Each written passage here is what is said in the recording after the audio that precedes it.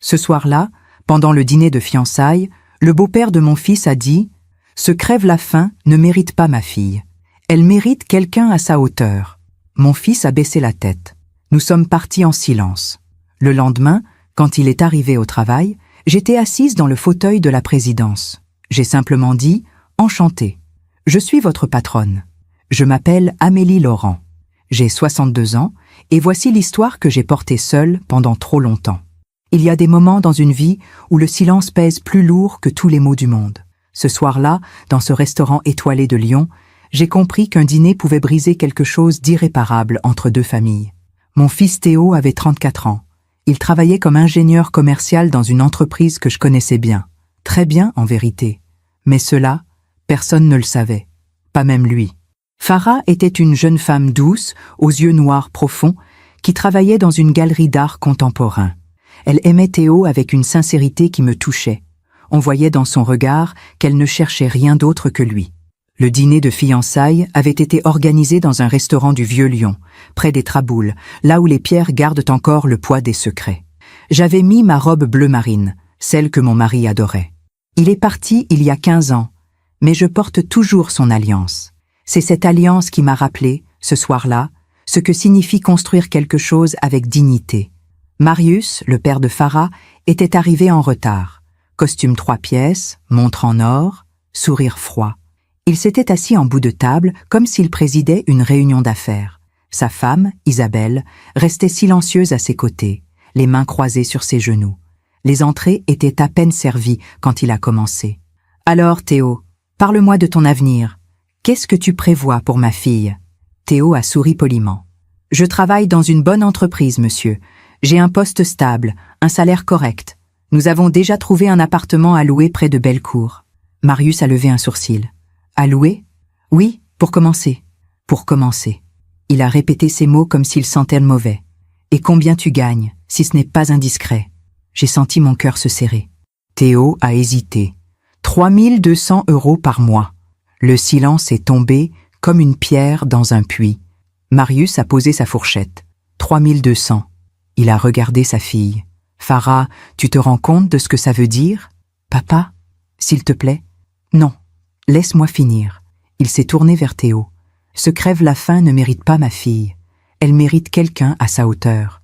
Un homme qui peut lui offrir une vraie vie, pas une location à Bellecour. » J'ai vu le visage de mon fils se vider de toute couleur. Ses mains se sont crispées sur sa serviette. Il a baissé la tête. J'ai voulu parler. Les mots étaient là, brûlants, prêts à sortir. Mais quelque chose m'a retenu. Une voix intérieure m'a dit « Pas ici, pas maintenant, pas comme ça. » Je me suis levé calmement. « Théo, nous partons. » Il n'a rien dit. Il s'est levé. Farah a essayé de nous retenir, les yeux remplis de larmes. « Madame Laurent, je suis désolée. Ce n'est pas ta faute, ma chérie. » Nous sommes partis en silence. Dans la voiture, Théo regardait par la fenêtre. Je voyais ses mâchoires serrées, ses poings fermés. Il ne pleurait pas. Il était juste brisé. « Maman, je suis désolée. » « De quoi ? De ne pas être assez. De ne pas pouvoir. » « Théo, j'ai posé ma main sur la sienne. Tu es tout ce qu'un homme doit être. Ne laisse jamais personne te faire croire le contraire. » Il a hoché la tête, mais je savais qu'il ne me croyait pas. Les mots d'un père pèsent parfois plus lourd que tous les encouragements d'une mère. Ce soir-là, dans mon appartement silencieux, j'ai tourné mon alliance autour de mon doigt. Mon mari aurait été fier de Théo. Il aurait su quoi dire, quoi faire. Moi, je ne savais qu'une chose. Ce Marius allait comprendre qui il avait humilié. Mais pas par vengeance, par dignité. Le lendemain matin, j'ai demandé à ma secrétaire de convoquer monsieur Marius Delorme, cadre supérieur au département logistique, dans mon bureau. À 9 heures précises. Parfois, on fait confiance à ceux qui ne la méritent pas. Et vous, avez-vous déjà été déçu par quelqu'un que vous aimiez ? Racontez-moi votre histoire dans les commentaires, j'aimerais vous lire. Pour comprendre ce qui s'est passé ce soir-là, il faut que je vous raconte d'où je viens. Parce qu'une femme ne devient pas ce que je suis devenue par hasard. Elle le devient pierre après pierre, silence après silence, décision après décision. Je suis née à Lyon, dans le quartier de la Croix-Rousse, là où les canutes tissaient autrefois la soie dans des ateliers sombres. Mon père était comptable dans une petite entreprise textile. Ma mère cousait des robes pour les voisines. Nous n'avions pas grand-chose, mais nous avions de la dignité. Mon père me répétait toujours « Amélie, l'argent peut partir du jour au lendemain, mais ce que tu as dans la tête et dans le cœur, personne ne pourra jamais te le prendre. » J'ai grandi avec cette phrase gravée en moi. À 18 ans, j'ai rencontré Laurent Moreau. Il était étudiant en génie mécanique à l'INSA. Moi, je préparais un BTS en gestion commerciale. Nous nous sommes croisés dans une bibliothèque universitaire, un jour de pluie. Il cherchait un livre sur les systèmes hydrauliques. Je lisais un manuel de comptabilité analytique. Il s'est assis à ma table. « Vous avez l'air sérieuse ?»« Parce que je le suis. » Il a souri. « Moi aussi. » Et c'est ainsi que tout a commencé. Laurent n'était pas riche. Il venait d'une famille modeste de Villeurbanne. Mais il avait cette lumière dans les yeux, cette façon de regarder le monde comme s'il pouvait le réparer, le rendre meilleur. Il rêvait de créer une entreprise de machines industrielles, quelque chose d'innovant, quelque chose qui durerait. Nous nous sommes mariés 2 ans plus tard, dans la petite église de la Croix-Rousse. Ma mère avait cousu ma robe. Mon père avait pleuré en me conduisant à l'autel. Laurent m'a passé l'alliance en murmurant « Nous allons construire quelque chose ensemble, Amélie, quelque chose de solide. » Et nous l'avons fait. Les premières années n'ont été difficiles. Laurent a monté son entreprise dans un hangar qu'il louait près de la gare de Perrache. Moreau Industrie. Il fabriquait des pièces pour des systèmes de convoyage. Moi, je gérais les comptes, les fournisseurs, les clients. Je répondais au téléphone. Je faisais les devis. Je négociais les délais. Le soir, nous rentrions dans notre petit appartement de Villeurbanne. Nous mangions des pâtes. Nous parlions de l'avenir. Laurent dessinait des plans sur des feuilles volantes. Je calculais combien nous pourrions investir le mois suivant. Un jour, Amélie, cette entreprise sera grande.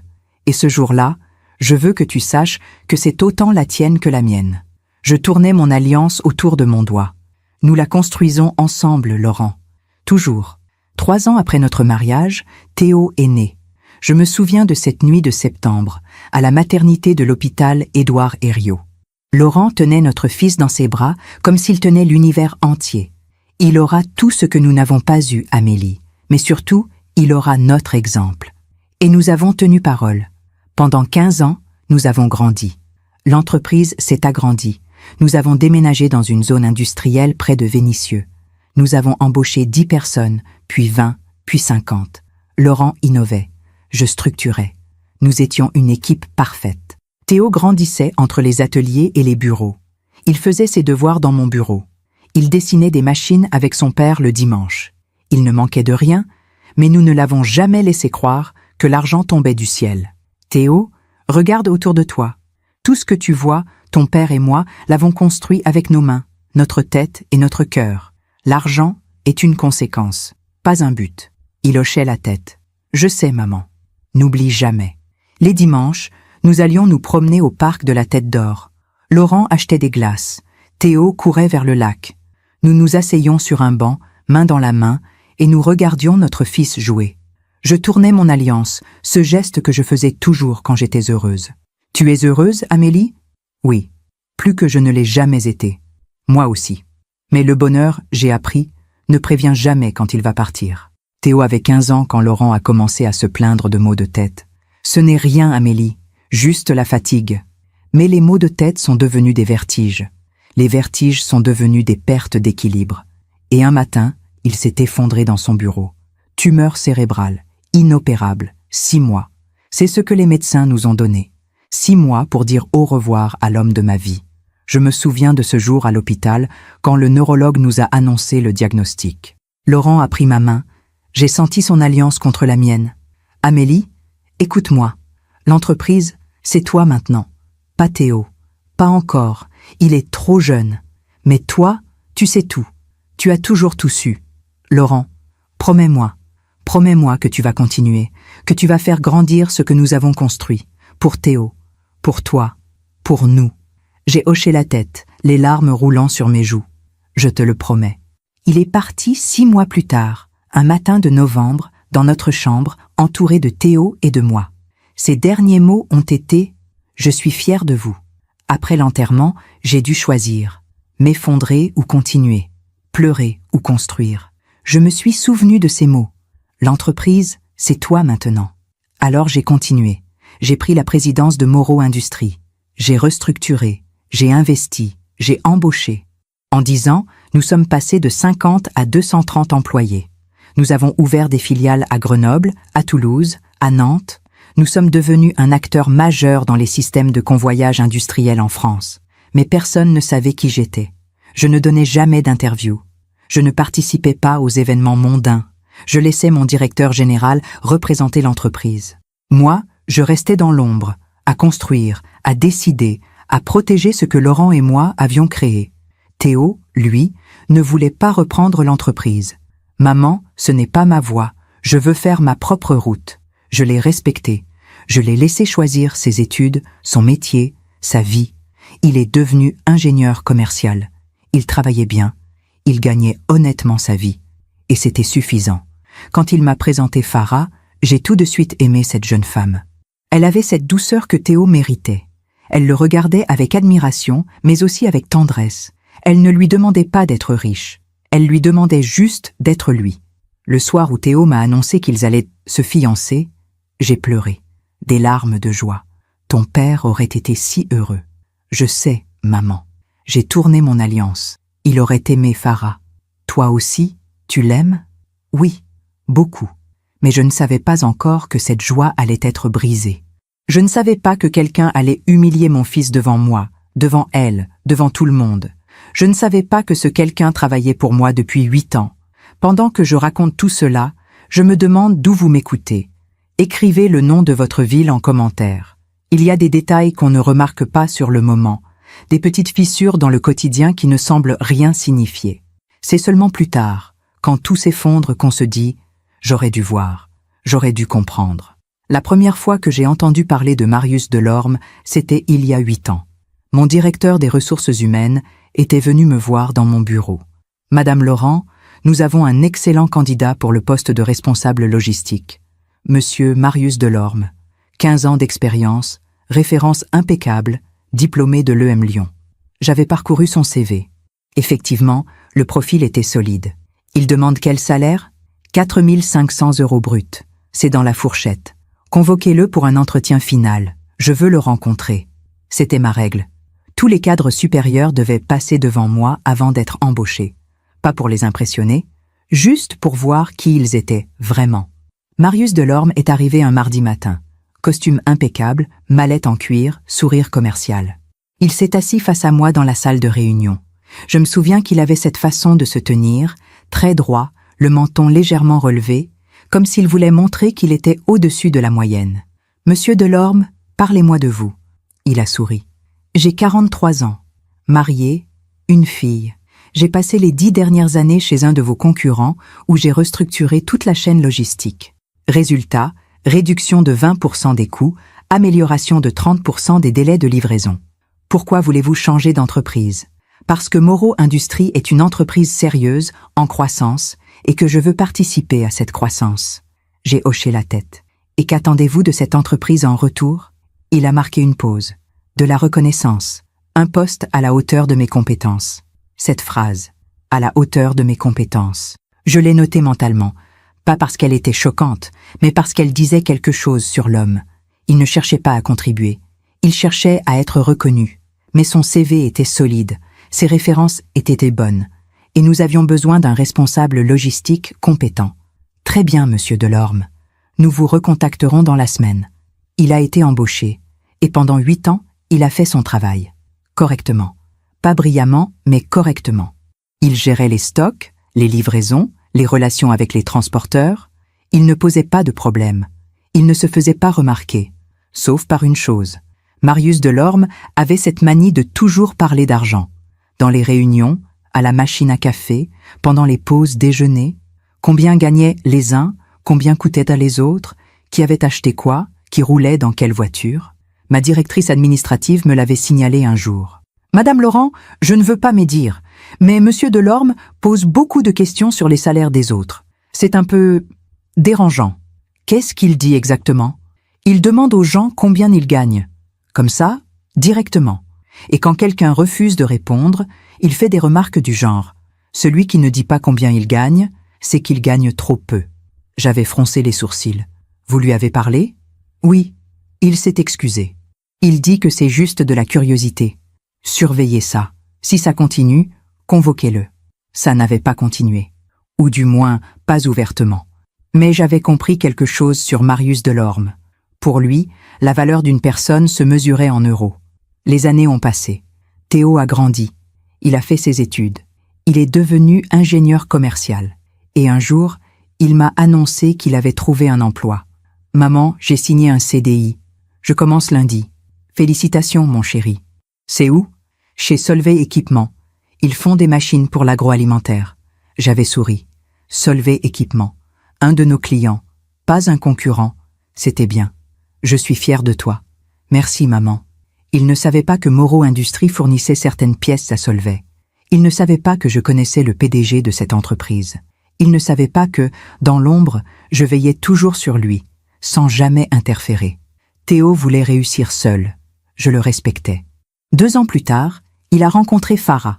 Il me l'a présentée un dimanche, au parc de la Tête d'Or, notre lieu préféré. Elle était timide, souriante, et elle regardait Théo avec une tendresse qui m'a immédiatement touchée. « Maman, voici Farah. Enchantée, Farah.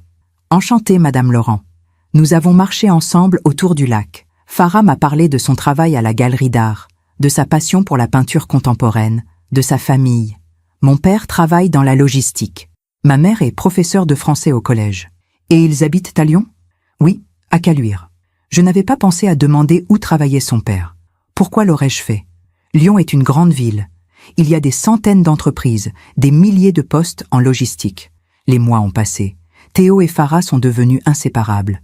Il m'en parlait souvent. Maman, elle me comprend. Elle ne me demande pas d'être quelqu'un d'autre. C'est ce qu'on appelle l'amour, Théo. Oui, j'ai tourné mon alliance. Ton père et moi, c'était comme ça. Tu me racontes? Ton père m'aimait pour ce que j'étais. Pas pour ce que j'avais. Pas pour ce que je pourrais devenir. Juste pour moi.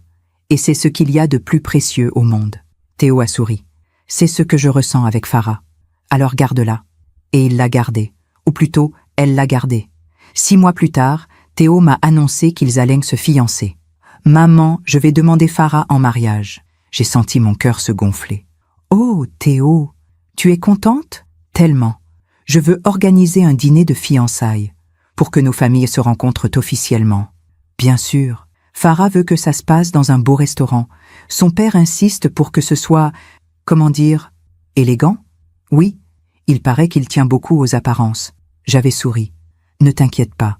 L'important, c'est que vous vous aimiez. » Mais j'aurais dû écouter cette phrase. Il tient beaucoup aux apparences. J'aurais dû comprendre que ce dîner n'allait pas être une fête. J'aurais dû deviner qu'un homme qui tient aux apparences est souvent un homme qui juge les autres. Le jour du dîner, Théo était nerveux. Il s'était habillé avec soin. Costume sombre, chemise blanche, cravate discrète. Il avait même acheté un bouquet de fleurs pour la mère de Farah. « Maman, tu crois qu'ils vont m'aimer? Théo, tu es un homme bien. Travailleur, honnête, amoureux de leur fille. Qu'est-ce qu'ils pourraient demander de plus? Je ne sais pas. J'ai l'impression que son père va me juger. Pourquoi tu dis ça? Farah m'a dit qu'il pose toujours des questions sur l'argent. Combien je gagne? Où nous allons habiter? Comment je compte subvenir à ses besoins? Comme si elle était une marchandise. J'avais posé ma main sur son épaule. Théo, un homme qui juge les autres uniquement sur leur salaire est un homme qui ne comprend rien à la vie. Mais toi, tu ne dois pas te laisser impressionner. Tu es digne, tu travailles, tu aimes Farah. C'est tout ce qui compte. Il avait hoché la tête. Tu as raison. Mais j'ai vu dans ses yeux qu'il doutait. Et ce doute m'a brisé le cœur. Nous sommes arrivés au restaurant à 19h. Un établissement élégant dans le vieux Lyon. Nappe blanche, couvert en argent, serveur en costume. Farah nous attendait à l'entrée. Elle portait une robe crème, simple et belle. Elle a embrassé Théo, puis moi. Mes parents sont déjà à table. Nous sommes entrés. Et là, au fond de la salle, j'ai vu un homme en costume 3 pièces, assis en bout de table, le regard froid, la montre en or qui brillait sous la lumière des lustres. J'ai eu un frisson. Cette posture, cette arrogance, je la connaissais. Et quand il a levé les yeux vers nous, j'ai su. Marius Delorme, le responsable logistique de mon entreprise. L'homme que j'avais embauché 8 ans plus tôt. L'homme qui mesurait la valeur des gens en euros. C'était lui, le père de Farah. À ce moment-là, je n'ai rien dit. Je me suis assise, j'ai souri poliment. J'ai serré la main d'Isabelle, sa femme. J'ai écouté les politesses d'usage, mais quelque chose en moi s'est tendu. Quelque chose m'a dit « Attention, cet homme va te montrer qui il est vraiment. » Et il l'a fait. Je me demande encore si j'ai fait le bon choix en restant silencieuse ce soir-là. Et vous, qu'auriez-vous fait à ma place? Il y a des moments où le silence devient une forme de survie, où dire la vérité reviendrait à détruire quelque chose de fragile. Ce soir-là, assise à cette table, face à Marius Delorme, j'ai choisi le silence, pas par lâcheté, mais par amour pour mon fils. Marius ne m'avait pas reconnu. Comment l'aurait-il pu? En 8 ans, il ne m'avait vu qu'une seule fois, le jour de son entretien d'embauche. Après cela, il n'avait plus jamais croisé la présidente.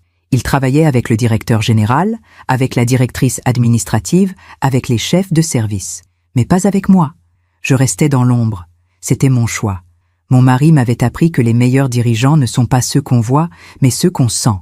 Amélie, laisse les autres briller. Toi, construis. Et c'est ce que j'avais fait pendant 15 ans. Alors ce soir-là, Marius Delorme regardait une femme en robe bleu marine, la mère de l'ingénieur commercial qui voulait épouser sa fille. Rien de plus, une femme sans importance. Une femme qu'il pouvait juger, mépriser, humilier.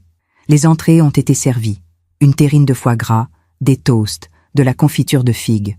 Marius a coupé sa tranche avec précision, comme s'il découpait un budget. Isabelle, sa femme, mangeait en silence, les yeux baissés. Farah nous lançait des regards inquiets. Théo essayait de sourire. « Alors, Madame Laurent, que faites-vous dans la vie ?» J'ai levé les yeux vers Marius.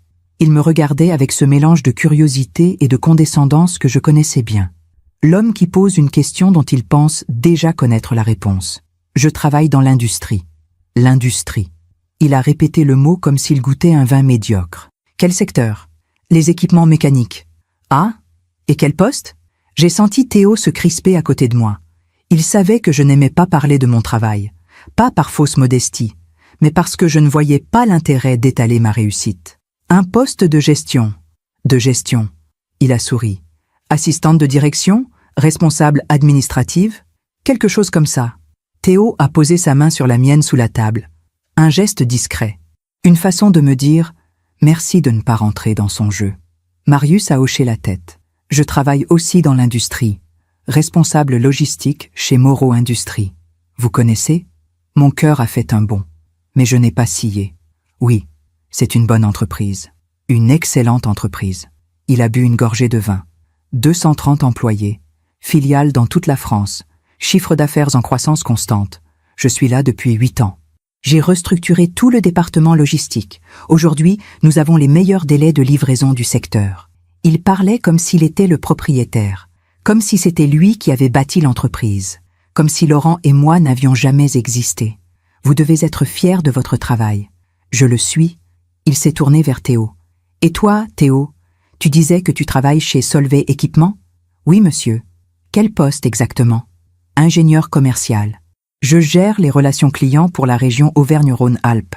Intéressant. Et tu vends quoi, concrètement? Des machines pour l'agroalimentaire. Système de remplissage, d'emballage, de palettisation. Marius a hoché la tête lentement. Et ça se vend bien? Ça dépend des années. Mais oui, on a de bons résultats.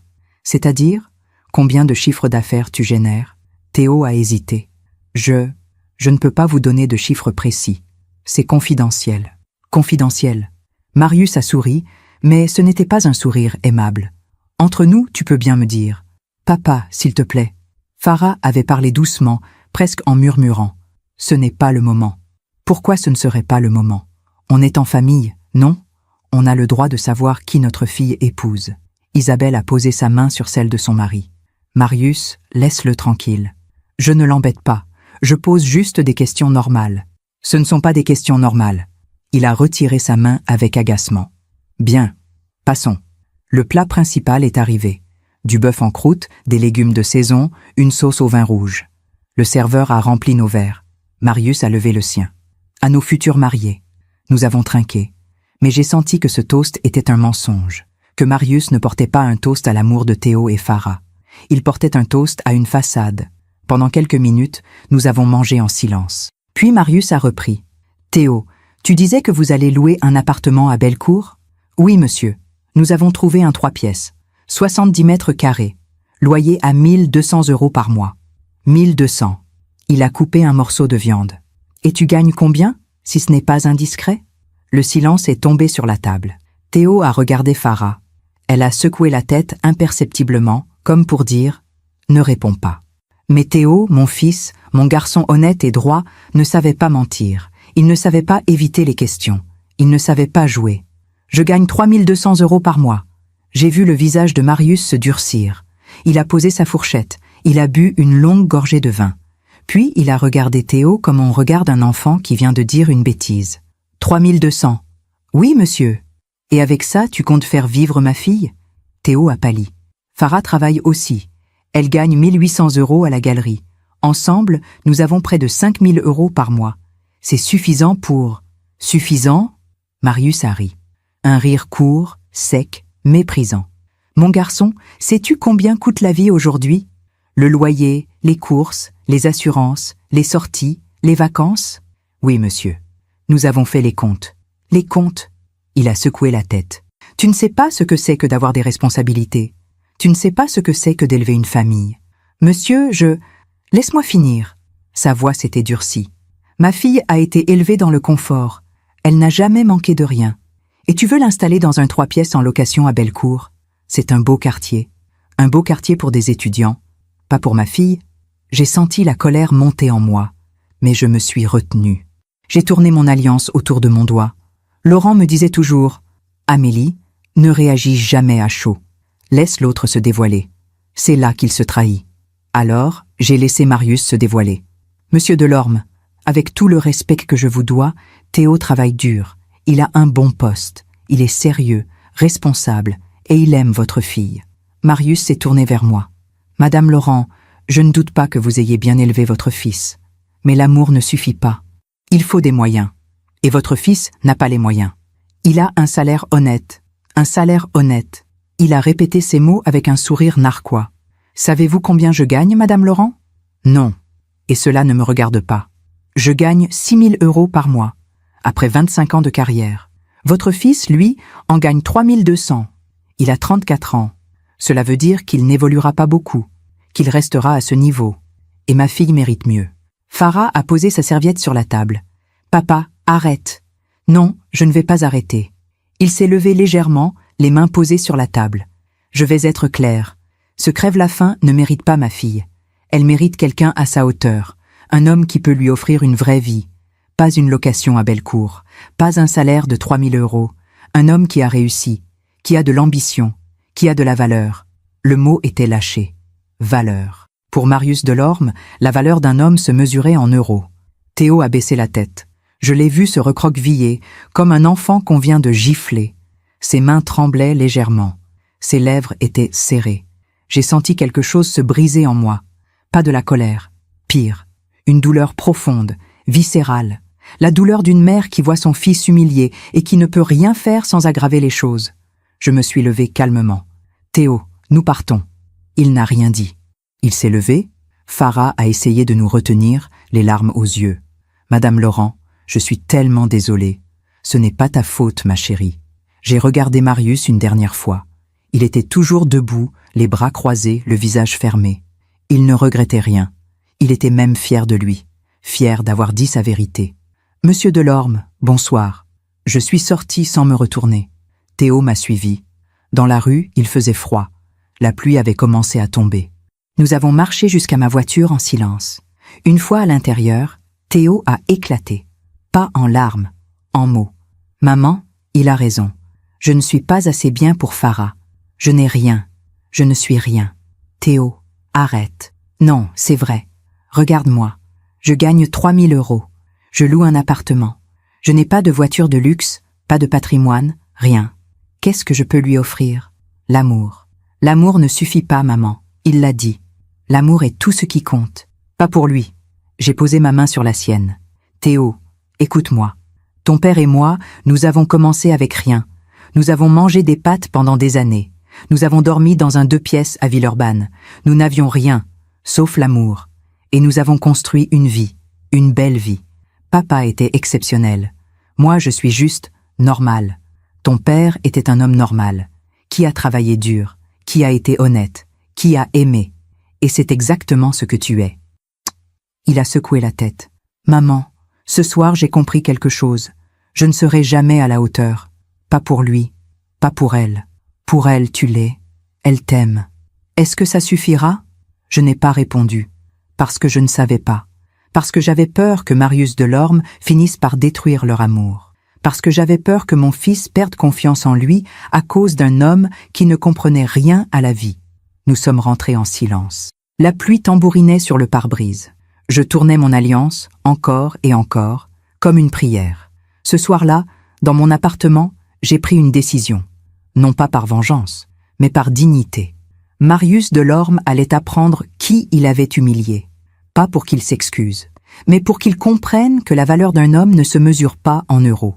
Le lendemain matin, j'ai appelé ma secrétaire. Convoque monsieur Marius Delorme dans mon bureau. 9 heures précises. Pour quel motif, madame Laurent? Présentation formelle. Pendant que je raconte tout cela, je me demande d'où vous m'écoutez. Écrivez le nom de votre ville en commentaire. La nuit a été longue. Je n'ai pas dormi. Je suis restée assise dans mon salon, face à la fenêtre qui donnait sur Lyon endormi. Les lumières de la ville scintillaient dans l'obscurité, comme des milliers de vies qui continuaient malgré tout. J'ai tourné mon alliance pendant des heures. C'était devenu un geste machinal, une façon de me raccrocher à quelque chose de solide quand tout le reste tremblait. Laurent me manquait, pas seulement parce qu'il aurait su quoi dire à Théo, mais parce qu'il aurait compris cette rage froide qui m'habitait, une rage différente de la colère, quelque chose de plus profond, de plus calme, le sentiment qu'une injustice venait d'être commise et qu'il fallait rétablir l'équilibre, pas par vengeance, par vérité. À 5 heures du matin, j'ai reçu un message de Théo. « Maman, je ne dors pas. Je pense à ce qu'il a dit. Est-ce que je devrais renoncer à Farah? Pour son bien ?» Mon cœur s'est serré. J'ai tapé ma réponse avec soin. « Théo, ne renonce jamais à quelqu'un que tu aimes à cause de quelqu'un qui ne comprend pas ce qu'est l'amour. Dors. Demain est un autre jour. Je t'aime. » Il n'a pas répondu. Mais j'ai vu qu'il avait lu le message. À 6 heures, je me suis préparé. Douche chaude, café noir, tailleur gris anthracite, celui que je portais pour les réunions importantes, celui qui disait sans un mot « Je suis celle qui décide ». Je suis arrivé à l'entreprise à 7h30. Le bâtiment était encore presque vide. Juste quelques employés de la maintenance, 2 agents de sécurité et moi. J'ai monté jusqu'à mon bureau au 4e étage. La vue donnait sur toute la zone industrielle de Vénissieux. Des hangars, des camions, des cheminées. Ce monde que Laurent et moi avions bâti pierre après pierre. J'ai allumé mon ordinateur. J'ai ouvert le dossier RH. J'ai cherché le nom. Delorme, Marius. Son profil est apparu. Photo d'identité professionnelle. Cheveux grisonnants. Regard sérieux. Costume sombre. Responsable logistique. Ancienneté, 8 ans. Salaire, 6 200 € brut mensuel. Évaluation annuelle, satisfaisante, pas excellente, satisfaisante. J'ai lu les commentaires de ses supérieurs. Boum, monsieur Delorme fait son travail correctement. Manque parfois d'initiative. A tendance à privilégier les procédures aux solutions créatives. Relations parfois tendues avec certains collègues. J'ai cliqué sur un autre onglet. Réclamation interne. 3 signalements en 8 ans. Le premier, il y a 6 ans. Monsieur Delorme a fait des remarques déplacées sur le salaire d'une collègue lors d'une pause déjeuner. Le deuxième, il y a 4 ans. Monsieur Delorme a critiqué publiquement le choix d'un fournisseur en réunion, remettant en cause la compétence de la responsable achat. Le troisième, il y a 2 ans. Monsieur Delorme a refusé de collaborer avec un stagiaire en disant qu'il n'était pas là pour former des gens qui ne resteraient pas. Rien de grave, rien qui justifie un licenciement. Mais un portrait. Le portrait d'un homme qui se croit supérieur, d'un homme qui juge, d'un homme qui ne voit pas la valeur humaine, seulement la valeur marchande. À 8h30, ma secrétaire est arrivée. Elle a frappé à ma porte. « Bonjour, Madame Laurent. »« Bonjour, Sophie. J'ai convoqué Monsieur Delorme pour 9 heures, comme vous l'avez demandé. Il a confirmé sa présence. Parfait. Merci. » Elle est repartie. Je suis restée seule dans mon bureau, face à la porte fermée. J'ai pensé à Théo, à son visage baissé, à ses mains tremblantes, à sa voix brisée. Je ne suis pas assez bien. Et j'ai pensé à Laurent, à ce qu'il m'aurait dit. « Amélie, ne te venge pas. Montre-lui juste qui tu es. Le reste viendra tout seul. » À 8h55, Sophie a frappé à nouveau. « Madame Laurent, Monsieur Delorme est arrivé. Il est dans la salle d'attente. Fais-le patienter 5 minutes. » « Bien, madame. » Ces 5 minutes n'étaient pas de la cruauté. C'était une leçon. Marius Delorme devait comprendre qu'on ne convoque pas la présidente comme on convoque un subalterne, qu'il y a une hiérarchie, et que dans cette hiérarchie, il était loin, très loin, du sommet. À 9 heures précises, Sophie l'a fait entrer. La porte s'est ouverte. Marius est entré. Costume 3 pièces, mallette en cuir, montre en or, le même homme que la veille au soir. Sauf que ce matin, il avait l'air inquiet. Il a regardé autour de lui. Le grand bureau en chêne massif, les diplômes encadrés au mur, la vue sur la zone industrielle. Et moi, assise dans le fauteuil présidentiel, les mains croisées devant moi. Son visage a changé. D'abord la surprise, puis la confusion, puis la pâleur. « Madame, Laurent ?» Je n'ai pas souri, je n'ai pas bougé. J'ai juste laissé le silence s'installer. Ce silence qui en dit plus que tous les mots. Il a cligné des yeux. Je ne comprends pas. On m'a convoqué chez la présidente, mais... Asseyez-vous, monsieur Delorme. Il s'est assis lentement, comme un homme qui marche sur de la glace fragile. Ses mains ont serré les accoudoirs du fauteuil. Sa pomme d'Adam a bougé. Vous êtes la présidente de Moreau Industries ? Je le suis depuis 15 ans. Le silence est retombé. J'ai vu son cerveau travailler à toute vitesse. Les calculs, les réalisations, les regrets qui commençaient à poindre. Mais hier soir, vous avez dit que vous travailliez dans un poste de gestion. C'est exact. Je gère cette entreprise. Il a ouvert la bouche, l'a refermée, a baissé les yeux. Monsieur Delorme, je vous ai convoqué ce matin pour une raison très simple. Je voulais me présenter formellement. Parce que, voyez-vous, en 8 ans, nous ne nous sommes croisés qu'une seule fois, le jour de votre entretien d'embauche. Après cela, vous avez travaillé avec mes directeurs, mes chefs de service, mais jamais directement avec moi. Je comprends. Vraiment ? Il a relevé les yeux. Il cherchait quelque chose dans mon regard. Une colère, une menace. Mais je suis resté impassible. Madame la présidente, Enchanté, monsieur Delorme. J'ai tendu la main par-dessus le bureau. Je suis votre patronne. Il a regardé ma main comme si c'était un piège. Puis, il l'a serrée. Sa paume était moite. Enchantée, madame. J'ai retiré ma main. J'ai croisé les doigts devant moi et j'ai attendu. Madame la présidente, je voulais vous dire, hier soir... Hier soir ? Le dîner ? Je ne savais pas que j'étais la présidente de l'entreprise où vous travaillez ? Oui, évidemment. Sinon, vous n'auriez probablement pas dit ce que vous avez dit. Il a pâli encore plus. Madame, je vous prie de m'excuser. Je ne voulais pas... Ne vous excusez pas auprès de moi, monsieur Delorme. Ce n'est pas moi que vous avez humilié hier soir. Votre fils...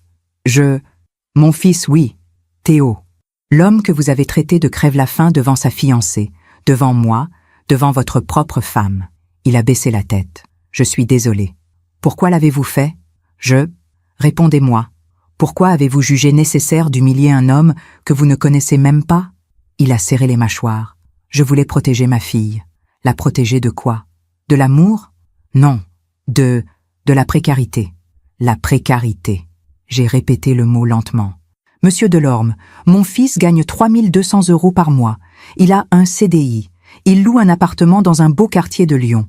Il est ingénieur diplômé. Il travaille dur. Il aime votre fille. Et vous appelez ça de la précarité ? Vous vouliez dire qu'il ne gagne pas assez, qu'il n'est pas assez riche, qu'il n'a pas assez de valeur. C'est bien ça ? Il n'a rien répondu. Monsieur Delorme, savez-vous comment j'ai construit cette entreprise ? Non, madame. Avec mon mari. Nous avions 23 ans. Nous n'avions rien. Pas de capital, pas de réseau, pas de famille riche pour nous soutenir. Juste un diplôme, une idée et l'envie de travailler. Nous avons loué un hangar. Nous avons mangé des pâtes pendant des années. Nous avons dormi dans un 2 pièces à Villeurbanne. Nous avons construit cette entreprise pierre après pierre. Et savez-vous ce qui nous a permis de réussir ? Non, madame. Pas l'argent, l'amour, la confiance, le respect mutuel. Nous étions une équipe, et cette équipe valait plus que tous les comptes en banque du monde. Il a hoché la tête, mais je voyais bien qu'il ne comprenait pas. Pour lui, c'était des mots, juste des mots. Monsieur Delorme, vous travaillez ici depuis 8 ans. Vous gagnez 6 200 € par mois. Vous avez une voiture de fonction. Vous avez des primes. Vous avez une sécurité de l'emploi. Tout cela, c'est grâce à cette entreprise. Une entreprise que mon mari et moi avons bâtie avec rien. Je le sais, madame, et je suis reconnaissant. Vraiment? Parce qu'hier soir, vous avez jugé mon fils indigne de votre fille. Vous l'avez humilié, vous l'avez brisé, et vous pensez que c'est de la reconnaissance? Madame, je ne vous demande pas de vous excuser auprès de moi, monsieur Delorme. Ce que vous faites de votre vie privée ne me regarde pas. Mais je voulais que vous sachiez une chose. La valeur d'un homme ne se mesure pas en euros. Elle se mesure en dignité, en honnêteté, en amour. Et mon fils a tout cela. Il a baissé les yeux. Oui, madame. Vous pouvez partir. Il s'est levé lentement. Il a pris sa mallette. Il a fait quelques pas vers la porte. Puis il s'est retourné. Madame la présidente, est-ce que mon poste est en danger? J'ai regardé cet homme qui, une seconde plus tôt, tremblait devant moi, et qui maintenant pensait seulement à son salaire. Non, monsieur Delorme, votre poste n'est pas en danger. Je ne mélange pas le personnel et le professionnel. Vous faites votre travail correctement. Je n'ai aucune raison de vous licencier. Merci, madame. Mais sachez une chose, je vous observe. Et si jamais vous traitez un autre employé comme vous avez traité mon fils hier soir, il y aura des conséquences. Est-ce clair? Oui, madame. Très clair. Il est parti. La porte s'est refermée derrière lui. Je suis restée seule dans mon bureau. J'ai tourné mon alliance autour de mon doigt. Laurent m'aurait dit « Tu as bien fait, Amélie. Tu lui as montré qui tu es, sans te rabaisser. » Mais quelque chose en moi n'était pas satisfait. Parce que je savais que cette conversation ne changerait rien. Marius Delorme avait eu peur pour son poste, pas pour son comportement. Il ne regrettait pas d'avoir humilié Théo. Il regrettait seulement d'avoir humilié le fils de sa patronne. Ce n'était pas de la prise de conscience, c'était du calcul. Et les hommes qui calculent finissent toujours par se trahir. Dans l'après-midi, j'ai reçu un appel de Théo. « Maman, Farah m'a appelé. Son père lui a tout raconté. Il sait que tu es la présidente de Moreau Industries. »« Oui, il est en panique. Il a peur de perdre son travail. Je lui ai dit qu'il ne perdrait pas son travail. Merci, maman. Théo, je ne l'ai pas fait pour lui. Je l'ai fait pour toi et pour Farah. Je ne veux pas que votre amour soit détruit par un conflit entre moi et son père. Je sais, mais quoi? Farah est embarrassée. Elle dit que son père est un monstre, qu'elle a honte. Ce n'est pas elle qui doit avoir honte. Je sais, mais elle se sent responsable. Mon cœur s'est serré. Théo, est-ce que tu l'aimes toujours? Plus que tout. Alors dis-le lui. Dis-lui que ce qui compte, c'est vous deux. Pas son père, pas moi. Vous deux. D'accord, maman. Je t'aime, mon chéri. Moi aussi. J'ai raccroché. Et j'ai compris que cette histoire était loin d'être terminée. Parce que Marius Delorme n'était pas un homme qui acceptait l'humiliation. Même silencieuse, même méritée. Il allait réagir. Et quand il le ferait, il révélerait sa vraie nature. Je me demande encore si j'ai fait le bon choix. Et vous? Qu'auriez-vous fait à ma place? Les jours qui ont suivi ont été étranges. Comme si tout le monde retenait son souffle. Théo m'appelait tous les soirs pour me donner des nouvelles. Farah était déchirée entre son amour pour lui et la culpabilité qu'elle ressentait à cause de son père. Marius, lui, était devenu invisible. Ma directrice administrative m'a fait un rapport une semaine plus tard. « Madame Laurent, Monsieur Delorme a demandé une semaine de congé. Il dit qu'il a besoin de repos. Accordé. Il a aussi demandé à son adjoint de le remplacer pour la réunion logistique de jeudi. C'est inhabituel.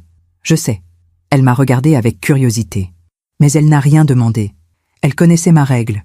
Je ne parle jamais de ma vie privée au bureau.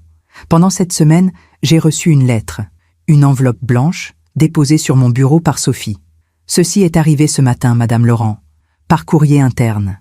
J'ai ouvert l'enveloppe, une feuille pliée, une écriture serrée, presque tremblante. Madame la Présidente, je me permets de vous écrire ces quelques mots pour vous présenter mes excuses les plus sincères. Le comportement que j'ai eu lors du dîner de fiançailles était inexcusable. J'ai laissé mes préjugés et mes inquiétudes paternelles me faire dire des choses que je regrette profondément. Votre fils Théo est un jeune homme respectable et travailleur. Ma fille Farah l'aime sincèrement. Je comprends aujourd'hui que j'ai eu tort de juger leur relation sur des critères purement financiers. Je vous prie de transmettre à Théo mes excuses et mon respect. Veuillez agréer, Madame la Présidente, l'expression de ma considération distinguée. Marius Delorme. J'ai relu la lettre 3 fois. Les mots étaient incorrects, polis, presque parfaits. Mais je n'y ai pas cru une seconde. Cette lettre n'était pas celle d'un homme repentant. C'était celle d'un homme qui avait peur. Peur pour son poste, peur pour sa réputation, peur pour son confort. J'ai plié la lettre, je l'ai mise dans un tiroir, et je n'y ai plus pensé. 2 semaines plus tard, Théo est venu me voir. C'était un samedi après-midi. Il avait les traits tirés, les yeux cernés. « Maman, il faut que je te parle. Assieds-toi. » Il s'est installé dans le canapé de mon salon. J'ai préparé du thé. Nous nous sommes assis face à face, comme nous le faisions depuis qu'il était enfant, quand il avait quelque chose d'important à dire. Farah et moi, nous nous sommes disputés. Mon cœur s'est serré. À cause de son père? Oui et non. Il a bu une gorgée de thé. Elle veut qu'on se marie quand même. Elle dit qu'elle s'en fiche de la vie de son père. Mais toi, tu en as peur. Il a levé les yeux vers moi. Comment tu sais? Parce que je te connais, Théo. Parce que je sais que depuis ce dîner, tu te poses des questions. Je me demande si je suis vraiment assez bien pour elle. J'ai posé ma tasse. J'ai pris ses mains dans les miennes. Théo, regarde-moi. Oh, il m'a regardé. Ton père et moi, nous avons construit cette entreprise avec presque rien. Mais sais-tu quel a été notre plus grand trésor? Quoi? La certitude que nous nous aimions. Pas parce que l'un apportait plus que l'autre, mais parce que nous étions une équipe. Quand ton père est tombé malade, j'aurais pu m'effondrer. Mais je ne l'ai pas fait. Parce qu'il m'avait donné quelque chose de plus précieux que l'argent, la confiance. Maman. Marius Delorme ne comprend pas ça. Pour lui, la valeur d'un homme se mesure en euros. Mais toi, tu sais que ce n'est pas vrai. Alors ne laisse pas ces mots détruire ce que tu as avec Farah. Il a hoché la tête lentement. Et si elle finit par regretter? Si elle regrette, ce ne sera pas à cause de ton salaire, ce sera à cause de qui tu es. Et dans ce cas, elle ne méritait pas ton amour. Il a souri faiblement. Tu as toujours raison. Non, mais j'ai vécu, et j'ai appris. Il est reparti un peu plus serein, mais je savais que la blessure était profonde. 3 jours plus tard, j'ai reçu un appel de ma directrice des ressources humaines. « Madame Laurent, j'ai un problème. » « Lequel ? Monsieur Delorme a fait une demande de mutation. Il veut être transféré à notre filiale de Toulouse. Pour quelle raison ? Il dit que c'est pour des raisons personnelles. Mais entre nous, je pense qu'il veut fuir. Fuir quoi? Vous? Votre fils? La situation? J'ai réfléchi. Accepte sa demande. Vous êtes sûr? Il est compétent. Le remplacer va être compliqué. Je suis sûr. Elle a raccroché. Et j'ai compris que Marius Delorme avait choisi la fuite plutôt que l'humilité. Il ne voulait pas affronter la vérité. Il voulait juste s'éloigner. Mais la vérité a une façon de vous rattraper. Toujours. Le soir même, Farah a appelé Théo. Je n'étais pas là, mais Théo m'a tout raconté plus tard. Maman, Farah pleurait. Elle m'a dit que son père avait décidé de déménager à Toulouse. Il a dit qu'il avait besoin de changer d'air. Mais en vérité, il fuit. Et Farah, qu'est-ce qu'elle en pense? Elle est en colère. Elle lui a dit qu'il était lâche, qu'il avait humilié l'homme qu'elle aimait et qu'au lieu de s'excuser vraiment, il préférait partir. Et lui, qu'est-ce qu'il a répondu? Il lui a dit qu'elle ne comprenait rien, que c'était pour son bien, que je ne serais jamais assez bien pour elle et qu'elle s'en rendrait compte un jour. Mon sang n'a fait qu'un tour. Il a vraiment dit ça? Oui. Et Farah? Elle a dit qu'elle ne lui parlerait plus tant qu'il ne présenterait pas d'excuses sincères. J'ai tourné mon alliance. Théo, qu'est-ce que tu ressens? Je suis soulagée qu'il parte, mais je suis triste pour Farah. Elle perd son père à cause de moi. Elle ne le perd pas à cause de toi, elle le perd à cause de lui. Je sais, mais ça fait mal quand même. Cette nuit-là, j'ai compris que Marius Delorme n'était pas seulement un homme orgueilleux. C'était un homme brisé, un homme qui mesurait tellement sa valeur à l'argent qu'il avait oublié ce qui comptait vraiment. Et en faisant ça, il était en train de perdre sa propre fille. Mais le karma, j'allais le découvrir, ne pardonne pas. Le départ de Marius pour Toulouse a été rapide. Trop rapide. Comme si chaque jour passé à Lyon lui brûlait la peau. Il a plié bagage en 3 semaines. Sa femme Isabelle l'a suivi, silencieuse comme toujours. Mais Farah, elle, est restée. « Je ne pars pas, maman. » C'est ce qu'elle a dit à Isabelle, d'après ce que Théo m'a raconté. « Ma vie est ici, avec Théo. » Isabelle avait pleuré. « Ma chérie, ton père. Mon père a fait un choix. Moi aussi, je fais le mien. » Et c'est ainsi que Farah s'est retrouvée seule à Lyon dans l'appartement qu'elle partageait avec Théo depuis 2 mois. Ils avaient emménagé ensemble malgré tout, malgré Marius. malgré la douleur. Un soir de novembre, Théo m'a invité à dîner chez eux. L'appartement de Bellecour dont Marius avait tant méprisé l'adresse. Un 3 pièces lumineux, au 5e étage, avec vue sur la place et ses fontaines. Farah avait cuisiné. Un couscous maison, celui que sa grand-mère lui avait appris à faire. Elle était nerveuse. Je le voyais à la façon dont elle arrangeait les serviettes, vérifiait la cuisson, rajustait les coussins du canapé. Farah, tout est parfait. Merci, Madame Laurent. Je voulais que tout soit bien. Appelle-moi Amélie, s'il te plaît. Elle a souri timidement. D'accord, Amélie. Nous nous sommes assis autour de la petite table ronde. Théo a servi le vin. Farah a apporté le plat fumant. Et pendant un moment, nous avons mangé en silence.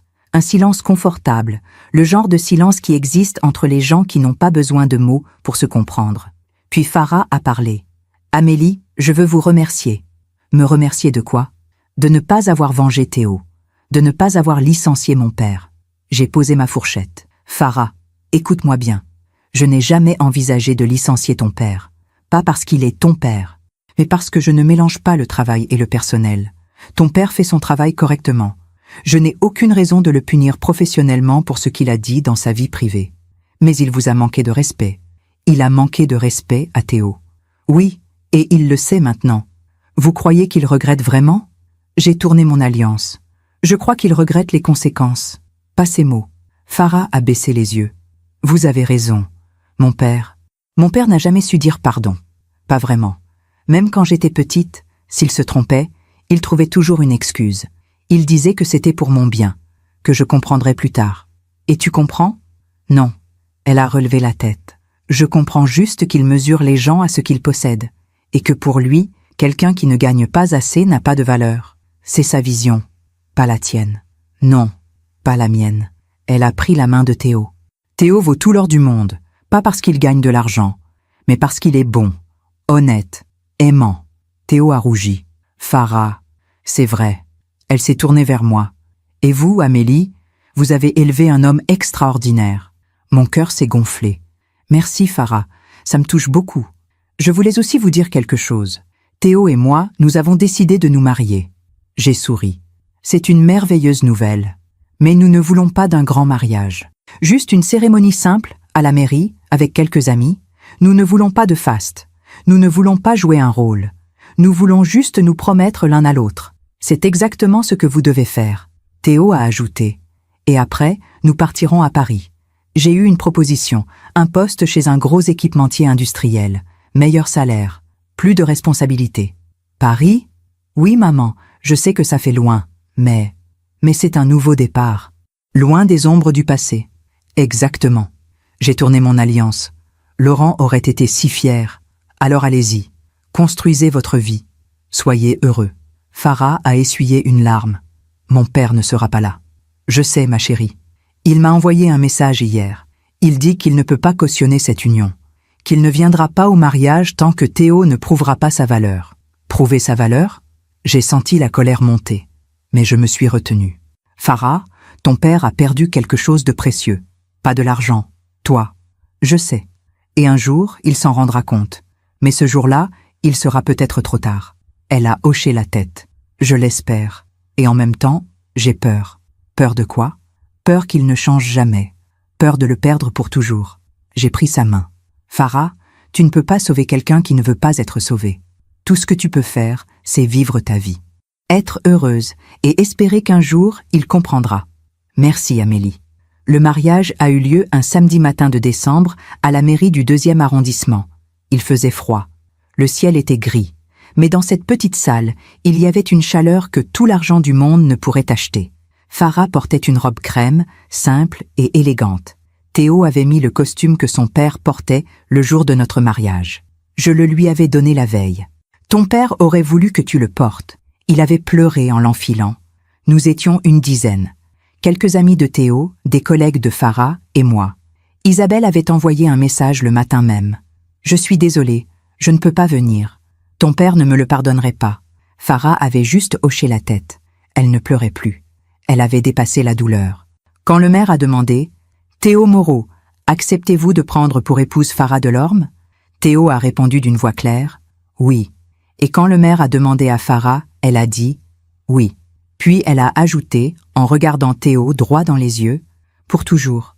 Ils ont échangé les alliances, des alliances simples, en or blanc, et quand Théo a glissé la bague au doigt de Farah, j'ai tourné la mienne. Laurent était là. Je le sentais. Après la cérémonie, nous sommes allés déjeuner dans un petit restaurant du Vieux-Lyon.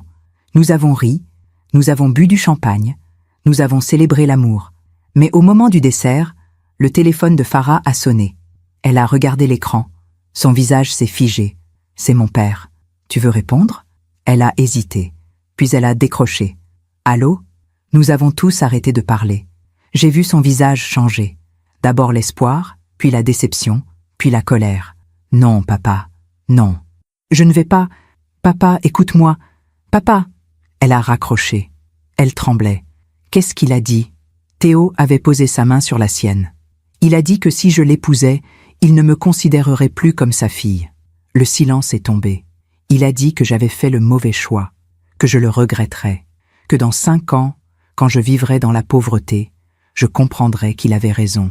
Farah, il a dit que Théo ne me rendrait jamais heureuse, qu'un homme qui gagne 3000 € ne peut pas rendre une femme heureuse. Elle a éclaté en sanglots. Théo l'a prise dans ses bras. Je me suis levée. J'ai pris mon téléphone et j'ai quitté la table. Dehors, dans la rue froide, j'ai composé le numéro de Marius Delorme. Il a décroché à la 3e sonnerie. « Allô ? Monsieur Delorme, c'est Amélie Laurent. » Un silence. « Madame la présidente, je viens d'assister au mariage de mon fils. Votre fille pleure parce que vous venez de lui dire que vous ne la considérez plus comme votre enfant. Madame, c'est une affaire de famille. » Une affaire de famille ? Vous venez de briser le cœur de votre propre fille le jour de son mariage. Elle a fait son choix. Oui, et c'était le bon. Vous ne savez pas de quoi vous parlez. Je sais exactement de quoi je parle. Je sais ce que c'est que de construire une vie avec quelqu'un qu'on aime. Je sais ce que c'est que de perdre cet amour. Et je sais ce que c'est que de voir son enfant heureux. Mon enfant ne sera pas heureux avec un homme qui n'a rien. Votre enfant sera heureux avec un homme qui l'aime. Et vous, monsieur Delorme, vous êtes en train de tout perdre. Pas de l'argent. Votre fille, c'est elle qui me perd. Non, c'est vous qui la chassez. Et un jour, vous vous réveillerez seul. Et vous comprendrez que toutes les promotions, tous les salaires, toutes les voitures de fonction du monde ne valent pas un regard d'amour de votre enfant. J'ai raccroché. Je suis rentrée dans le restaurant. Farah pleurait toujours. Je me suis assise à côté d'elle. Je l'ai prise dans mes bras. Il ne viendra pas. Je sais. Mais nous sommes là. Elle a hoché la tête contre mon épaule. Ce jour-là, Farah a perdu son père, mais elle a gagné une famille. Les semaines qui ont suivi le mariage ont été à la fois douces et mélancoliques. Théo et Farah préparèrent leur départ pour Paris. Ils cherchaient un appartement, organisaient le déménagement, disaient au revoir à leurs amis lyonnais. Moi, je les regardais partir avec cette émotion contradictoire que toutes les mères connaissent. La fierté de voir son enfant voler de ses propres ailes et la tristesse de savoir qu'il s'éloigne. « Maman, tu viendras nous voir ?» Théo m'avait posé cette question un dimanche, alors qu'ils triaient des cartons dans leur salon. « Bien sûr, aussi souvent que tu le voudras. Et toi, ça va aller? Toute seule à Lyon ?» J'avais souri. « Théo, j'ai 62 ans. J'ai vécu seule pendant 15 ans depuis la mort de ton père. Je survivrai. Je sais, mais quand même. Va vivre ta vie, mon chéri. C'est tout ce que je te demande. » Farah était sortie de la cuisine, un verre de thé à la main. « Amélie, j'ai une question. Je t'écoute. Vous avez des nouvelles de mon père? Non? Pourquoi? Ma mère m'a appelé hier soir. Elle dit qu'il ne va pas bien. Mon cœur s'est serré. Qu'est-ce qu'elle a dit exactement? Qu'il est distant, qu'il rentre tard du travail, qu'il ne parle presque plus. Elle dit qu'il passe ses soirées enfermé dans son bureau. Il regrette peut-être, ou il est juste en colère. Farah a bu une gorgée de thé. Je ne sais pas quoi penser, Amélie. Une partie de moi veut qu'il souffre. Une autre partie veut juste qu'il comprenne. C'est normal. Tu l'aimes encore. Oui, malgré tout. L'amour ne disparaît pas comme ça. Même quand quelqu'un nous blesse. Vous pensez que je devrais l'appeler? J'ai tourné mon alliance. Farah, je ne peux pas répondre à cette question à ta place. Mais je peux te dire une chose. Si tu l'appelles, fais-le pour toi, pas pour lui. Fais-le parce que tu as besoin de paix, pas parce que tu attends qu'il change. Elle a hoché la tête lentement. Je comprends. 3 jours avant leur départ pour Paris, j'ai reçu un appel de ma directrice des ressources humaines. Madame Laurent, j'ai une information qui pourrait vous intéresser. Laquelle? Monsieur Delorme a fait une demande de rendez-vous avec vous. Mon cœur a fait un bond. Quand? Il propose demain, si vous êtes disponible. J'ai hésité. Une partie de moi voulait refuser. Ne plus jamais avoir affaire à cet homme. Mais une autre partie voulait savoir. Savoir s'il avait changé. Savoir s'il regrettait vraiment. Accepte. Demain, 15 heures. Le lendemain, j'étais dans mon bureau à 14h30. J'avais mis mon tailleur gris anthracite, celui de la dignité. J'avais tourné mon alliance pendant 1 heure, comme je le faisais toujours quand j'étais nerveuse. À 15 heures précises, Sophie l'a fait entrer. Marius Delorme avait changé. Pas physiquement, mais quelque chose dans son regard. Une fatigue, une lourdeur. Il ne marchait plus avec cette arrogance que je lui connaissais. Il marchait comme un homme qui portait un fardeau invisible. Madame la Présidente, merci de me recevoir. Asseyez-vous, Monsieur Delorme. Il s'est assis. Il a posé sa mallette par terre, il a croisé les mains sur ses genoux. Je sais que je n'ai pas le droit de vous demander quoi que ce soit, mais j'ai besoin de vous parler. Je vous écoute. Il a pris une grande inspiration. Je voudrais que vous transmettiez un message à ma fille. Pourquoi ne l'appelez-vous pas vous-même? Parce qu'elle ne répond pas à mes appels, elle a bloqué mon numéro. Je vois, je lui ai envoyé des lettres. Elle les renvoie sans les ouvrir. Et vous voulez que je sois votre intermédiaire? Oui, j'ai croisé les bras. Monsieur Delorme, pourquoi devrais-je faire ça? Parce que... Il a baissé les yeux. Parce que vous êtes une mère, et que vous comprenez. Je comprends quoi? Que j'ai fait une erreur. Le silence s'est installé.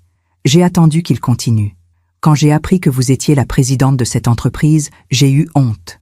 Honte d'avoir humilié votre fils. Honte d'avoir jugé quelqu'un sans le connaître. Honte d'avoir mesuré sa valeur en euros. Continuez. Mais ma honte s'est transformée en colère. Colère contre moi-même. Colère contre la situation. J'ai pensé que si je partais à Toulouse, je pourrais oublier. Recommencer. Mais on ne peut pas fuir ses erreurs, Madame Laurent. Elles nous suivent partout. Vous vous en rendez compte maintenant? Oui. Il a relevé la tête. Ma fille ne me parle plus. Ma femme me regarde avec tristesse. Mes collègues à Toulouse me trouvent distant. Je suis seule, Madame Laurent. Complètement seule. Et vous pensez que c'est injuste? Non, je pense que c'est mérité. J'ai été surprise. C'était la première fois que je l'entendais admettre sa responsabilité. Monsieur Delorme, que voulez-vous que je transmette à Farah? Que je regrette, que j'ai eu tort, que Théo est un homme bien, que je suis fière qu'elle l'ait choisi, que je voudrais juste... Sa voix s'est brisée. Que je voudrais juste qu'elle me laisse une chance de réparer. J'ai tourné mon alliance. Laurent me disait toujours, « Amélie, la vengeance est une prison. Le pardon est une libération. » Mais je ne pouvais pas pardonner à la place de Farah. Monsieur Delorme, je vais vous dire quelque chose. Je ne transmettrai pas votre message. Son visage s'est affaissé. Pourquoi? Parce que ce n'est pas mon rôle. Ce que vous avez cassé, c'est à vous de le réparer. Pas à moi, pas à Théo, à vous. Mais elle ne veut pas me parler. Alors continuez d'essayer. Écrivez-lui, même si elle ne lit pas. Appelez-la, même si elle ne répond pas. Montrez-lui que vous avez changé. Pas avec des mots, avec des actes. Comment? En arrêtant de mesurer les gens à ce qu'ils possèdent, en comprenant que la valeur d'un homme se trouve dans son cœur, pas dans son compte en banque, en devenant le père qu'elle mérite. Il a hoché la tête. Vous avez raison. Monsieur Delorme, je ne peux pas vous dire si Farah vous pardonnera un jour. Peut-être qu'elle le fera, peut-être pas. Mais ce que je peux vous dire, c'est que le pardon ne s'exige pas. Il se mérite. Je comprends. Autre chose. Théo et Farah partent pour Paris dans 3 jours.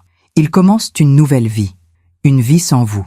Si vous voulez faire partie de cette vie, c'est à vous de faire le premier pas.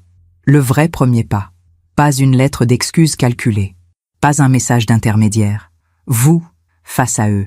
Avec humilité. Il a fermé les yeux. J'ai peur qu'elle me rejette. C'est son droit. Vous l'avez rejeté en premier. Oui. Il s'est levé. Merci, Madame la Présidente. Monsieur Delorme, une dernière chose. Oui, votre mutation à Toulouse. Elle est définitive si vous le souhaitez. Mais si vous voulez revenir à Lyon un jour, la porte n'est pas fermée. Il m'a regardé avec surprise. Pourquoi? Parce que je crois au changement. Pas pour tout le monde, mais pour ceux qui le veulent vraiment. Je ne sais pas quoi dire. Ne dites rien. Montrez-le. Il est parti. Et je suis restée seule dans mon bureau, face à la fenêtre qui donnait sur Lyon. J'ai tourné mon alliance. Laurent aurait été fier de moi. Je n'avais pas cédé à la vengeance. Je n'avais pas humilié Marius. Je lui avais juste montré le chemin. Maintenant, c'était à lui de le prendre. Ou pas. Le soir même, j'ai appelé Théo. « Maman, ton beau-père est venu me voir aujourd'hui. » « Quoi? Qu'est-ce qu'il voulait? » « Te demander pardon. » « Demander pardon à Farah. »« Et tu lui as dit quoi? » ?»« Que ce n'était pas à moi de pardonner. Que c'était à vous. »« Il va nous appeler? » ?»« Je ne sais pas. Mais je lui ai dit que s'il voulait réparer, il devait le faire lui-même. Pas à travers moi. » Théo a soupiré. « Je ne sais pas si je pourrais lui pardonner, maman. »« Tu n'es pas obligée. Le pardon, c'est un choix, pas une obligation. »« Et toi, tu lui as pardonné ?» J'ai réfléchi. Je ne lui ai pas pardonné. Mais je ne lui en veux plus. C'est différent. Comment tu fais? En comprenant que la colère est un poison, que la garder en moi ne ferait de mal qu'à moi. Alors je l'ai lâchée. Pas pour lui. Pour moi. Tu es forte, maman. Non. Je suis juste fatiguée de la haine. 2 jours plus tard, la veille du départ de Théo et Farah pour Paris, quelque chose s'est passé. Farah a reçu un appel. De son père. Farah a regardé l'écran de son téléphone pendant 10 secondes qui ont semblé durer une éternité. Le nom s'affichait « Papa ». Théo était à côté d'elle. Ils étaient en train de fermer le dernier carton pour le déménagement. « Tu veux répondre? »« Je ne sais pas. C'est ton choix, mon amour. » Elle a pris une grande inspiration et elle a décroché. « Allô? Farah, c'est papa. » Le silence. « Je sais que tu ne veux pas me parler. Je sais que j'ai détruit quelque chose entre nous. Mais s'il te plaît, écoute-moi, juste 2 minutes. 2 minutes. Merci. » J'ai entendu sa voix trembler. Farah m'a raconté cette conversation plus tard, mot pour mot. Je voulais te dire que j'ai eu tort, complètement tort. J'ai jugé Théo sur son salaire. Je l'ai humilié. Je t'ai humilié. Et en faisant ça, j'ai perdu la seule chose qui compte vraiment dans ma vie. Toi. Papa? Non. Laisse-moi finir. Je ne te demande pas de me pardonner. Je ne le mérite pas. Je te demande juste de me laisser te prouver que j'ai changé, que j'ai compris. Compris quoi? Que la valeur d'un homme ne se mesure pas en euros. Qu'un père qui rejette sa fille à cause de son choix amoureux n'est pas un père. Qu'un homme qui fuit au lieu d'affronter ses erreurs est un lâche. Farah pleurait en silence. Qu'est-ce qui t'a fait changer? La solitude. Sa voix s'est cassée. Je suis seule, Farah. Ta mère me regarde comme si j'étais un étranger. Mes collègues m'évitent. Je rentre dans un appartement vide à Toulouse et je réalise que tout ce que j'ai construit, la carrière, le salaire, la position, ça ne vaut rien si je n'ai personne avec qui le partager. Tu aurais dû y penser avant. Je sais. Tu aurais dû y penser quand tu as traité Théo de crève-la-faim, quand tu m'as dit que tu ne me considérais plus comme ta fille, quand tu as refusé de venir à mon mariage. Je sais, ma chérie, et je vais vivre avec ça toute ma vie. Le silence s'est installé. Farah regardait Théo. Il lui tenait la main. « Papa, qu'est-ce que tu veux? Juste vous voir, une fois, avant que vous partiez pour Paris. Pour vous dire en face ce que je viens de te dire au téléphone. Pour présenter mes excuses à Théo. Pour vous souhaiter bonne chance. Et si après ça, vous ne voulez plus jamais me voir, je le comprendrai. » Farah a regardé Théo. Il a hoché la tête. « C'est toi qui décides. »« D'accord. Demain, 10 heures. Au café de la place Bellecour. »« Merci Farah. Merci. » Elle a raccroché. Et elle s'est effondrée dans les bras de Théo. Le lendemain matin, j'ai reçu un appel de Théo. « Maman, Farah a accepté de voir son père. Comment tu te sens? » Nerveux, en colère, mais aussi curieux. Je veux voir s'il est sincère. Tu veux que je vienne avec vous? Non? C'est quelque chose que nous devons faire seuls. Mais merci. Appelle-moi après. Promis. Ils se sont retrouvés au café de la place Bellecour. Marius était déjà là, assis à une table près de la fenêtre. Farah m'a dit qu'il avait l'air plus vieux, plus fatigué. Comme si les 3 derniers mois avaient été 3 années. Quand il les a vus, il s'est levé. Il a voulu embrasser Farah, mais elle a reculé. « Bonjour, papa. »« Bonjour, ma chérie. » Il s'est tourné vers Théo. « Bonjour, Théo. » Théo a hoché la tête. « Monsieur. » Ils se sont assis. Un serveur est venu prendre les commandes. 3 cafés. Personne ne parlait. Puis Marius a commencé. « Théo, je te dois des excuses. Des excuses sincères. Ce que j'ai dit lors du dîner de fiançailles était impardonnable. Je t'ai jugé sur ton salaire. Je t'ai humilié devant ma famille. Je t'ai traité comme si tu n'avais aucune valeur. Et j'avais tort, complètement tort. Théo l'écoutait, impassible. Tu es un homme bien, travailleur, honnête, amoureux de ma fille, et c'est tout ce qui devrait compter. Pas ton salaire, pas ton patrimoine. Toi. Pourquoi vous dites ça maintenant? Parce que j'ai perdu ma fille. Parce que j'ai réalisé que toutes les choses auxquelles je donnais de l'importance, l'argent, le statut, les apparences, ça ne vaut rien quand on est seul. Vous ne l'avez pas réalisé avant? Marius a baissé les yeux. Non, j'ai passé ma vie à mesurer les gens, à les comparer, à les classer. C'était ma façon de me rassurer, de me dire que j'avais réussi. Mais en faisant ça, j'ai oublié l'essentiel. L'essentiel? L'amour. Il a regardé Farah. Ma fille m'aimait. Ma femme m'aimait. Et j'ai tout gâché parce que j'étais incapable de voir au-delà des chiffres. Farah a parlé, la voix tremblante. Papa, tu m'as dit que tu ne me considérais plus comme ta fille. Je sais. Et c'est la pire chose que j'ai jamais dite. Parce que ce n'était pas vrai. Tu es ma fille. Tu le seras toujours. Même si tu ne veux plus de moi. Pourquoi tu as dit ça alors? Par orgueil. Par colère. Parce que je ne supportais pas que tu me désobéisses. Mais ce n'était pas de la désobéissance, Farah. C'était de l'amour. Et j'étais trop aveugle pour le voir. Théo a pris la parole. Monsieur Delorme, je vais vous dire quelque chose. Le soir de ce dîner, je suis rentré chez moi brisé. J'ai cru que je n'étais pas assez bien pour Farah. J'ai failli renoncer à elle. Marius a pâli. Théo. Mais ma mère m'a rappelé quelque chose. Elle m'a dit que mon père et elle avaient commencé avec rien. Qu'ils avaient construit leur vie sur l'amour. Et que c'était tout ce qui comptait. Alors j'ai décidé de ne pas abandonner. Je suis content que tu ne l'aies pas fait. Moi aussi. Théo a pris la main de Farah. Mais ce que vous devez comprendre, c'est que vos mots ont laissé des traces. Je me souviendrai toujours de ce que vous avez dit. Et même si je vous pardonne un jour, je n'oublierai pas. Je comprends. Je ne sais pas si je peux vous faire confiance. Je ne sais pas si vous avez vraiment changé, ou si vous dites juste ce qu'il faut pour que Farah vous pardonne. Je le dis parce que c'est la vérité. Alors prouvez-le, pas avec des mots, avec des actes. Marius a hoché la tête. Je le ferai. Farah a essuyé ses larmes. Papa, je ne sais pas si je peux te pardonner maintenant. Je sais. J'ai besoin de temps. J'ai besoin de voir si tu changes vraiment. Je te laisse tout le temps dont tu as besoin. Théo et moi partons pour Paris demain. Nous commençons une nouvelle vie. Une vie où nous construisons notre bonheur. Sans toi. Mais peut-être qu'un jour, si tu prouves que tu as changé, tu pourras en faire partie. Je ferai tout pour mériter cette chance. Ils ont fini leur café en silence. Puis Farah et Théo se sont levés. Au revoir, papa. Au revoir, ma chérie. Il s'est tourné vers Théo. Prends soin d'elle. Toujours. Ils sont partis. Marius est resté seul à la table, regardant par la fenêtre. Farah m'a dit qu'en partant, elle s'est retournée une fois. Elle a vu son père pleurer. Le lendemain, Théo et Farah sont partis pour Paris. Je les ai accompagnés à la gare. Nous nous sommes embrassés longuement. Maman, merci pour tout. Prends soin de toi, mon chéri. Prends soin de Farah. Promis. Farah m'a serré dans ses bras. Amélie, vous m'avez montré ce qu'est une vraie mère. Une mère qui soutient, qui ne juge pas, qui aime sans condition. C'est toi qui as été courageuse, Farah. Non, vous nous avez sauvés tous les deux. Je n'ai rien fait. Vous vous êtes sauvés vous-même. Le train est parti. Je les ai regardés s'éloigner. Et j'ai tourné mon alliance. Laurent aurait été si fier. Dans les mois qui ont suivi, j'ai eu des nouvelles de Théo régulièrement.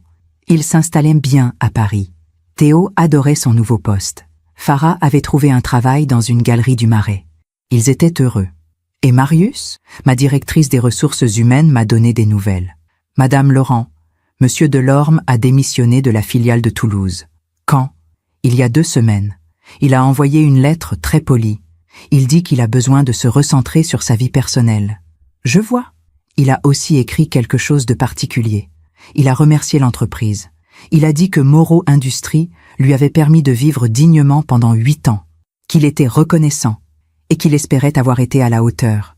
J'ai souri. Merci de m'en avoir informé. 3 mois après le départ de Théo et Farah, j'ai reçu un appel. Maman, tu ne devineras jamais. Quoi? Le père de Farah a déménagé à Paris. Mon cœur a fait un bond. Il vous suit? Non. Il a trouvé un travail dans une PME, un poste moins important, moins bien payé.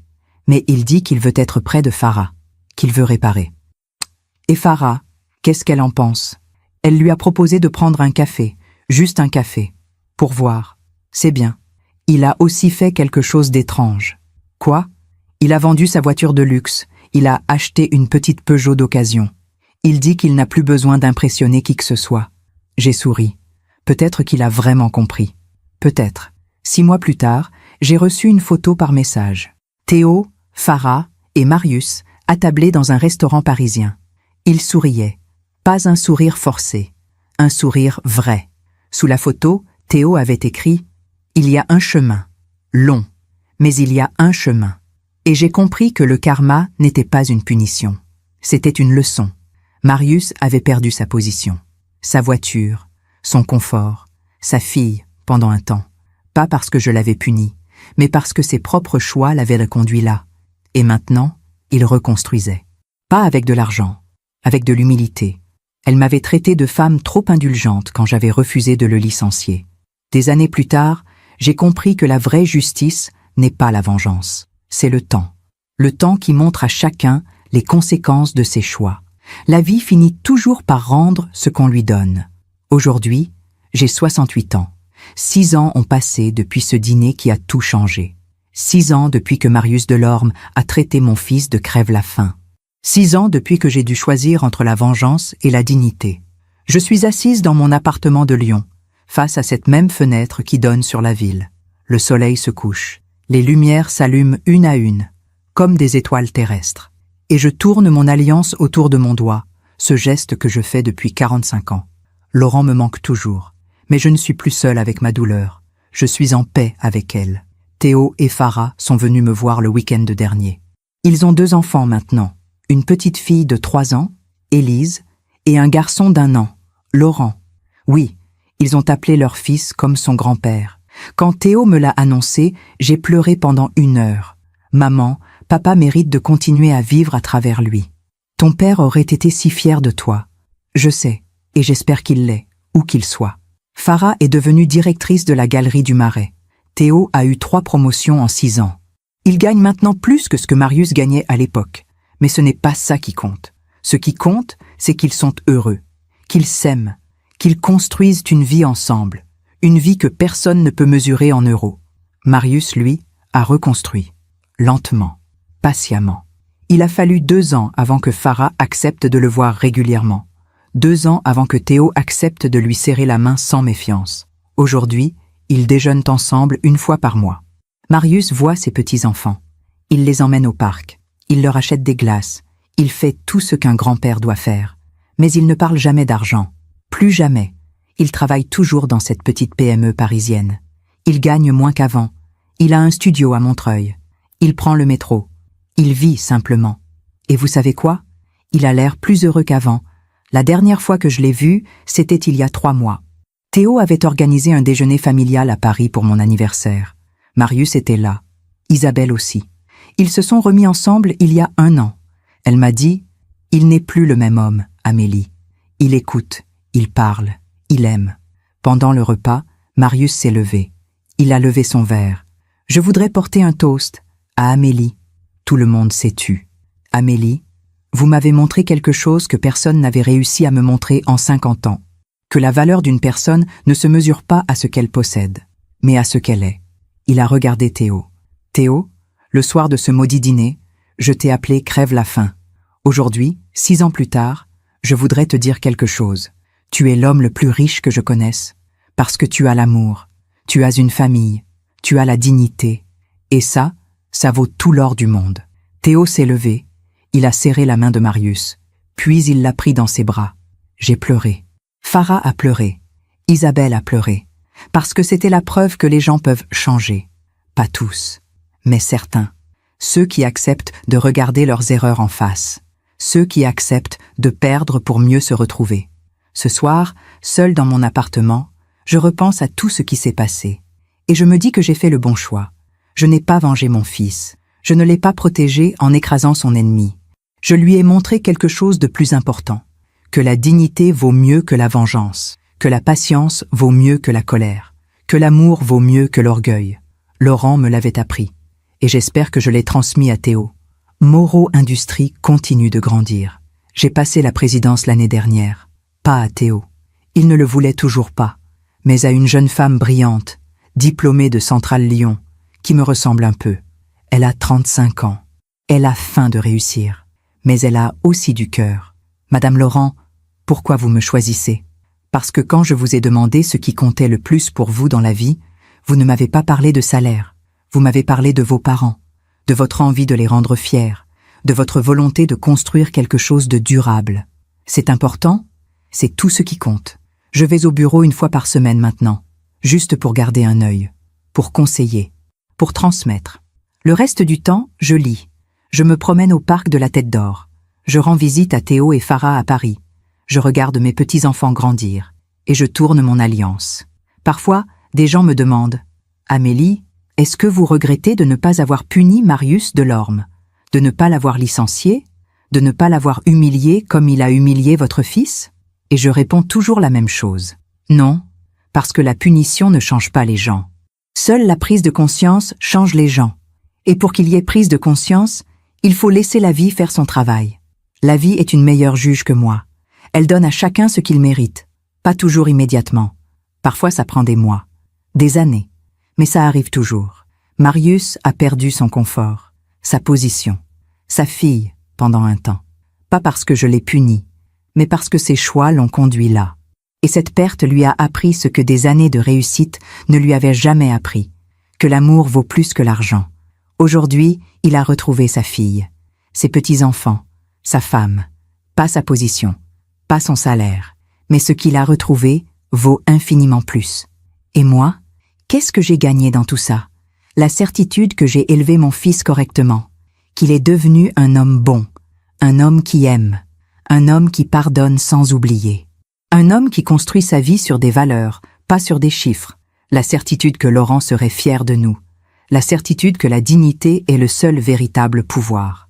Il y a quelques jours, j'ai reçu une lettre, de Marius, une vraie lettre, écrite à la main, postée depuis Paris. Chère Amélie, je ne vous ai jamais vraiment remercié, pas seulement de ne pas m'avoir licencié, mais de m'avoir montré le chemin. Le jour où vous m'avez convoqué dans votre bureau et où vous m'avez dit « Enchantée, je suis votre patronne », j'ai eu honte. Une honte qui m'a brûlée pendant des mois. Mais aujourd'hui, je comprends que cette honte était nécessaire. Elle m'a forcé à me regarder dans le miroir, à voir l'homme que j'étais devenu. Un homme qui mesurait tout à l'argent, un homme qui avait oublié l'essentiel. Vous auriez pu me détruire, vous aviez le pouvoir, mais vous avez choisi de me laisser me détruire moi-même. Et dans cette destruction, j'ai trouvé la reconstruction. Aujourd'hui, je suis un homme différent. Je ne suis pas riche, je ne suis pas important, mais je suis heureux. Parce que j'ai ma fille, mes petits-enfants, ma femme, et l'amour de Théo que j'ai mis des années à mériter. Merci de m'avoir laissé cette chance. Avec tout mon respect, Marius, j'ai plié cette lettre. Je l'ai mise dans le tiroir où je garde l'alliance de Laurent, les photos de Théo enfant, les premiers dessins de mes petits-enfants, les choses qui comptent vraiment. Et ce soir, face à cette fenêtre, je peux dire une chose. Si mon histoire aide ne serait-ce qu'une femme à ouvrir les yeux, alors tout cela aura eu un sens. J'ai appris qu'on ne peut pas changer les autres. On peut juste leur montrer le chemin et espérer qu'ils aient le courage de le prendre. J'ai appris que la vengeance est une prison et que le pardon est une libération.